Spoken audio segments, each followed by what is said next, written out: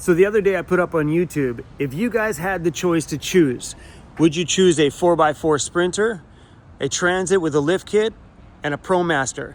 Check it out. By a landslide, Sprinter won.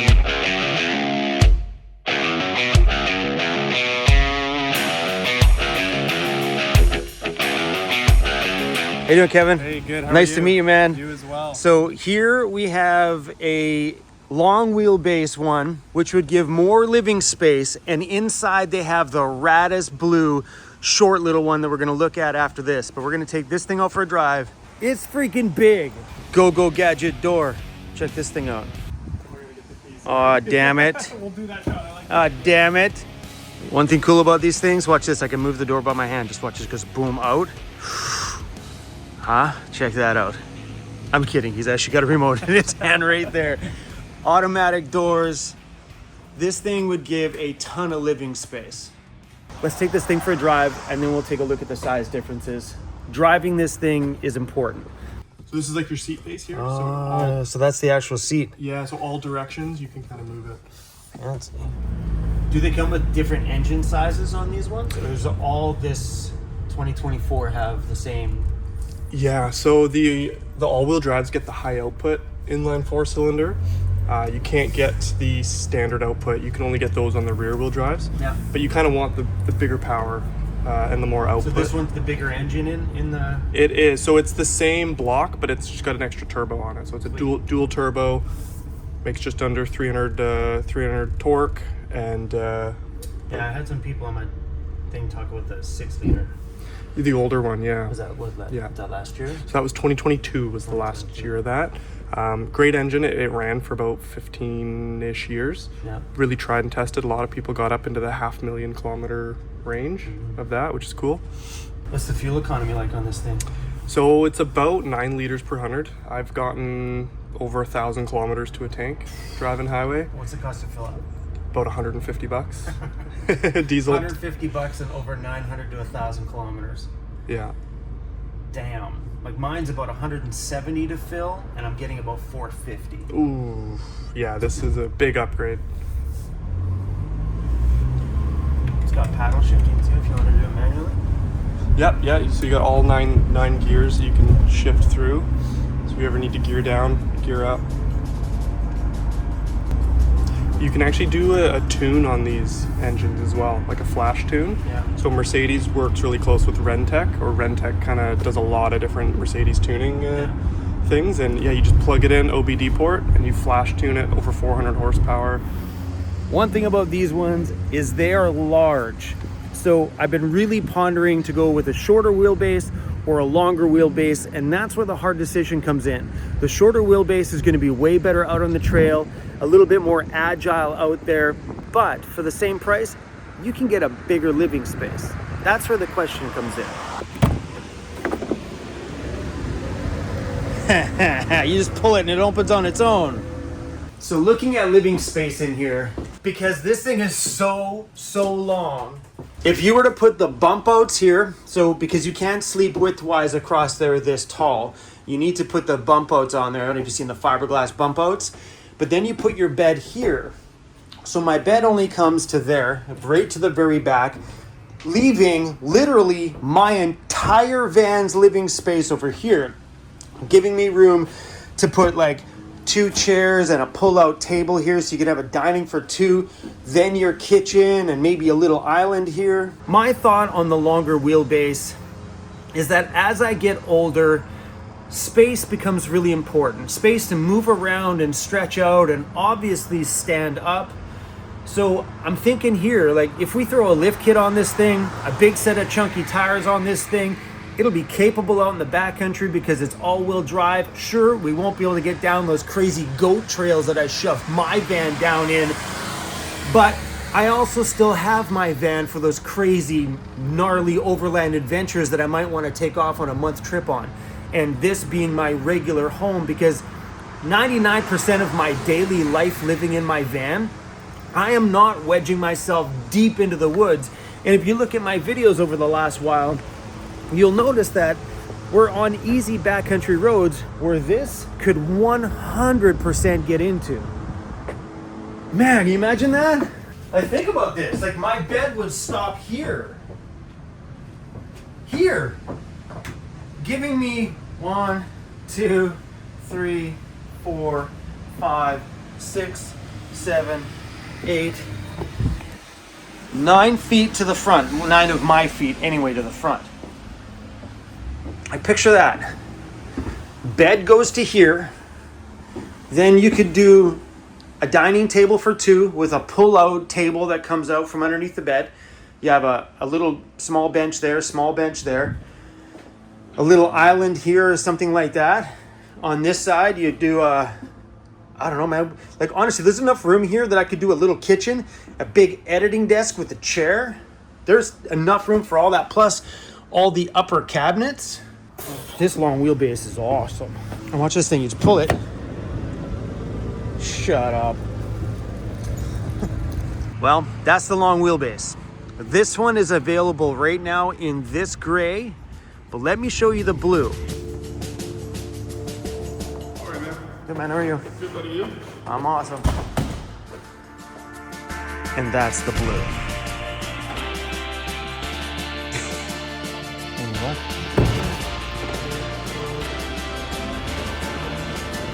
All right, let's take a look at this one. That's the whole living space. Comparative to the other one, if you look at it, the bed would come forward to right here, pretty much right in front of the wheel well, leaving you enough room to put a kitchen and a little island. And really ideally, in my van, I have my bed as my main seating area. So I sit there and put my desk across. So in here, if you were to put the bed higher so you could have a garage space, you're losing out the ability of having a desk or a sit down spot, especially for me because I spend so much time editing and behind my computer, about 5 hours a day. Having a place to actually sit and edit is beautiful. So unless you were to convert the kitchen here and turn this into a desk, where from here your kitchen stops, from here you make that a small desk, which is possible for sure. But this one here definitely is a lot smaller on a living space and definitely good for one person. Mind you, I travel alone, so. But what if? What if?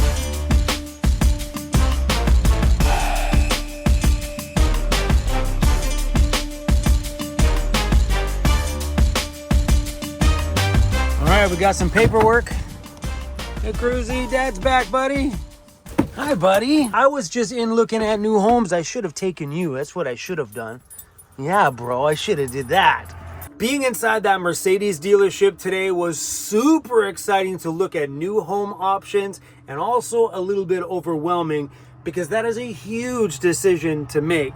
The one I'm struggling with the most is actually 2 parts.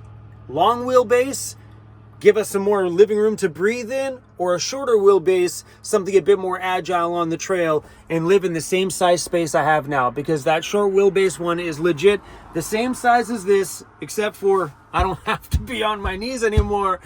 I'll be able to stand up. But doing the longer wheelbase would allow me to put like, you imagine having an editing desk in there just for that, or a dining table so I can actually have company over, because you can't do that in this space.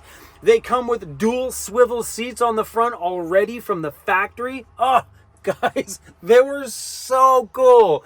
But anyway, before we dive into this and some of the other options I was looking at, I got to go to an Airbnb, which me and my daughter stayed at last night. She's out visiting some friends right now, so I thought we'd all go down to the Mercedes dealership and have a snoop around. But let's go to that Airbnb and finish this conversation. Cruzy, you want to go show them the Airbnb? It's pretty cool, isn't it, buddy? That's why he's got that look on his face. Cruzy had the chance to live in luxury all night last night. The Airbnb is freaking awesome.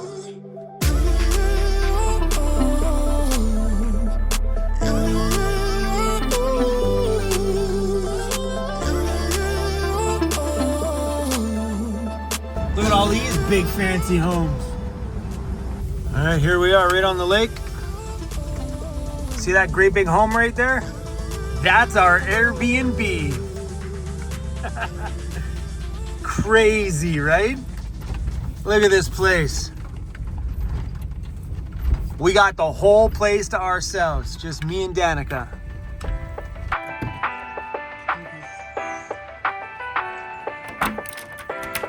You ready for this? You ready, Crazy?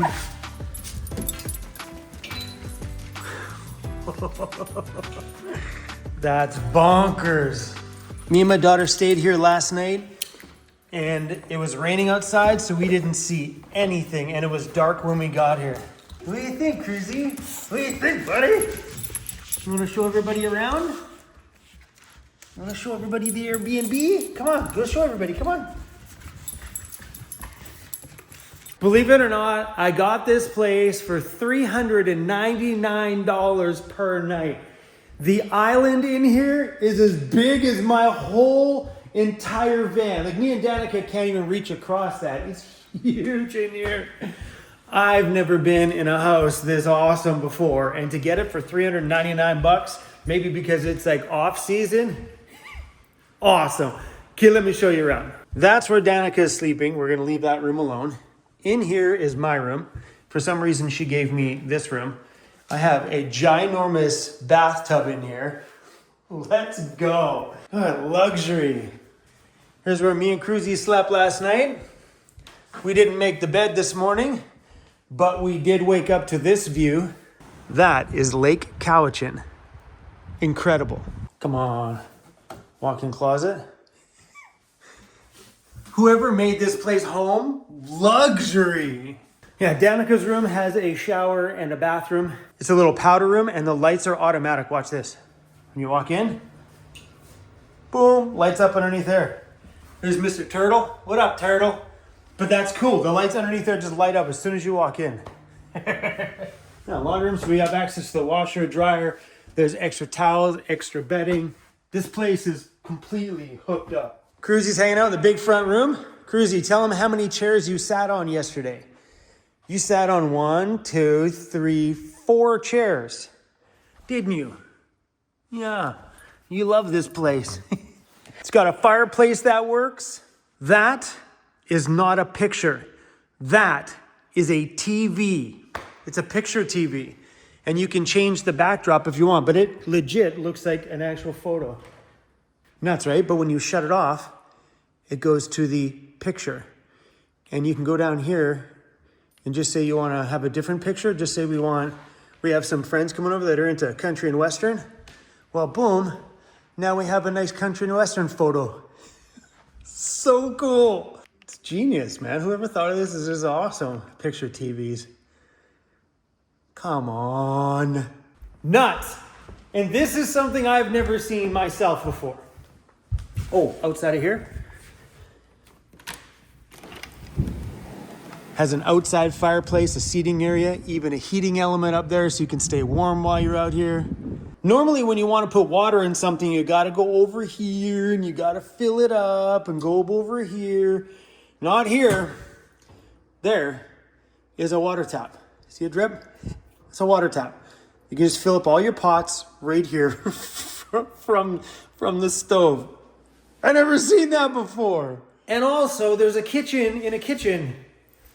See, sink, stove, oven, and over here is sink, dishwasher, microwave. Like, it's an extra, like when you got friends over and you don't want them to see what you're preparing for food, you do it back there. At least I think that's what that's for anyway.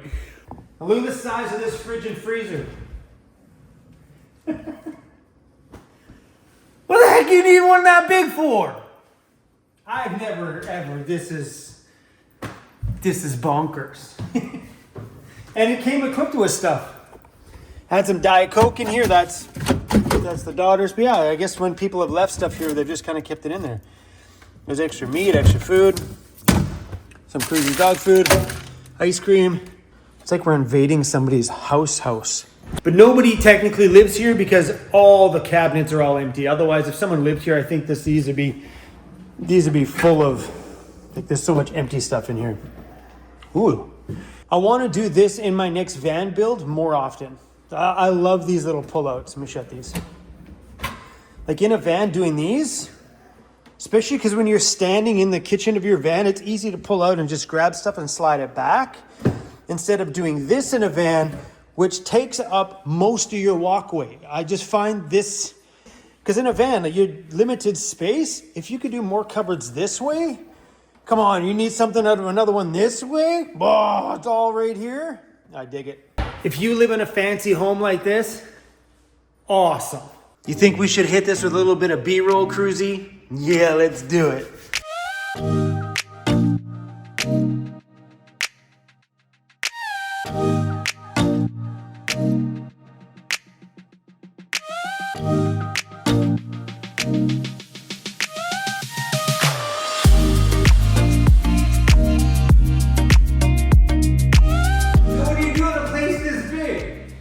Run around and slide on the floor? I got this whole place to myself right now. Danica's still out with her friend. I don't even know when she's coming back. But let's talk about me looking at a new van and where I'm at with all this stuff right now. I am trying to take advantage of every part of this Airbnb while I've got it here for one more night. So we're gonna hang out here by the gas fireplace. So when I threw this poll up on YouTube, and as of right now, 5,100 people, 5,100 people have taken this poll, and Mercedes is winning by a landslide at 53%. Then at 33% is the all-wheel drive Transit, 14% is the Dodge ProMaster. And I didn't expect this out of you guys. I seriously thought more people were gonna say Ford or just not participate because it didn't have the cargo vans on there. And I thought a majority of my audience were the cargo van people because every time I see a Ford Econo line, it's beep, beep, beep, double V's, bro. Room as they go by all the time. So I thought we had a majority of the smaller cargo van crew. Apparently, we have a huge amount of people on here that are big Sprinter fans. And that surprised the crap out of me. Because over years and years and years on this channel, I've read tons of comments of people talking smack about the Sprinters. And every brand has negative things about them. Fords have negative things, Chevys, Dodges, Mercedes, they all have their little things and maybe odd years where things were bad and gave them a bad rap. This one shocked me, you guys. So over the years, I've talked to just about every one of my friends who owns a Sprinter and asked them, what do you think of the Sprinter? And they love them right down to the depths of their soul. They love that Sprinter. So they have a really, really, really good name behind them. You ask some other people, they're gonna say something totally different. So that's what got me to go into the Mercedes dealership and take a look around. My goodness, are those things super incredible to drive. All the luxuries attached to it, that was amazing today. Like, for something that's that long, it's 22 and some feet long. That thing drives like it's a car. It is beautiful. So how I'm looking at this scenario about possibly getting a new van home is, do I get the shorter wheelbase and have a little bit more accessibility in the backcountry and a little bit more maneuverability, but have the same size living space that I have in my van, but just a little bit taller and maybe a bit more garage space, but still in that smaller, I think it's 11 feet of living space. That's pretty much right about where I'm at in my van right now. Or do I think about my future? Think about what life's gonna be like 5 years from now. Because when you're getting a vehicle like that, you gotta think about the 5 years down, because that thing's not gonna last you a year or 2 years. You're gonna have that one for a long haul. So you gotta think about, where is life gonna be when I'm 55? 56, you know what I mean? Where's my life going to be at then? And I think having a van that is capable, and yes, that 170 wheelbase will be super capable because it's all-wheel drive, put a lift kit, some bigger tires on it, some recovery gear. It'll get me to 90% of the places that I'm taking my van now. There's only 1% of my backcountry travel that I get up those gnarly trails. I can save my van that's parked outside here for that gnarly stuff. You know, when I feel like, let's go bushwhack today. I'll grab the Ford Econo line, we'll take that big thing out there in the bush and put that Well-Tech lift kit to the test, you know what I mean, every time. you know, I can save this home here as a secondary backup, which is beautiful. So if I ever want to do any big overland trips, I can take this one. If I'm just going to do regular travel like we always do, like if I were to go to the East Coast or go up to the Yukon, most of that travel is usually some light backcountry roads, which a big one could make it down nice and easy. So that's where I'm sitting right now. I'm not sure, do we do a short wheelbase? Do we do a long wheelbase? Long wheelbase just kind of makes sense to me right now. It got hot over there. I know I'm babbling, but this is a pretty big decision. Do I go with a brand new Chevy Express van, the small one, and put a pop top on it so I can stand up when I want to? But if you're doing it in the city, you can't put the pop top up. And I don't really want a high roof van. So I know some people are gonna say, why don't you just put a high top on my van that's outside? Because I have friends around me, one you guys do know, that has a high top that leaks like a freaking sieve, and the high top is what? 4 years old? Something like that. It just leaks. Just all it does is just leak and causes problems, and I don't want that. That's why I want to go with a manufactured high top, meaning that it came on it from the factory, because the only place you're going to get leaks from that point is from any place that I cut a hole into, like roof vent or windows and stuff like that. You're not going to get it from the entire roof seal itself. This is insane. I never ever once thought that I would walk into a Mercedes dealership and take something out for a test drive. Never. And I walked around the Ford dealership a little bit, and the Transits are good. I just don't like that when you need the longer wheelbase on that Transit, that that it's just more of a hang off the back. Like you got more of a caboose off the back. And that's my biggest problem in my van, is when I'm out in the backcountry, I have such an overhang from the back tires to the bumper. In my extended version, the overhang is just ginormous. And that is really limiting in the backcountry, I think, more than having that crest problem, like driving over like a curved bump. How would you guys feel if we added a big, long, huge, off-road capable van to this channel? I know over these last stack of years, I've been hearing people nonstop on this channel tell me, Chrome, you need to get something to stand up in. Chrome, you need to get a space that you and Cruzy can enjoy as you guys get older, that your knees just can't handle all that abuse anymore. And I heard you. And trust me, my knees heard you. My back heard you. My neck heard you. All that stuff. I hear you. My body's been telling me that for a long time. Truth be told, the low roof fan is not that bad. It's not.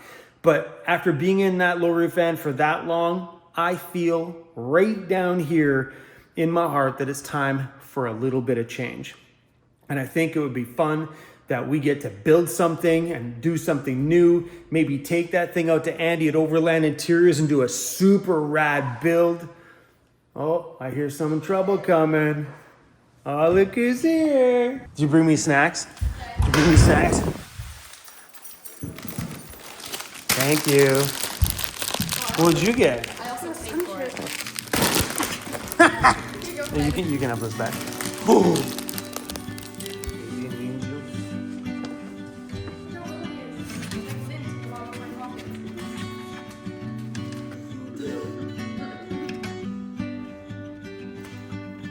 This is the short wheelbase one. That looks good in that wrap. What do you think? Camouflage wrap? Yeah, I like that. Actually, that's really cool. Looks so good. Why you look so sad? Because you want me to get the blue van? Yeah. Yeah. Just sitting here all sad. Ooh, the blue one. Yep. What if I do a camo though? The camo wrap, that was sick. Blue camo. Ooh. Ooh, I dig that idea. There you go. That's it. Night. What is wrong with your feet?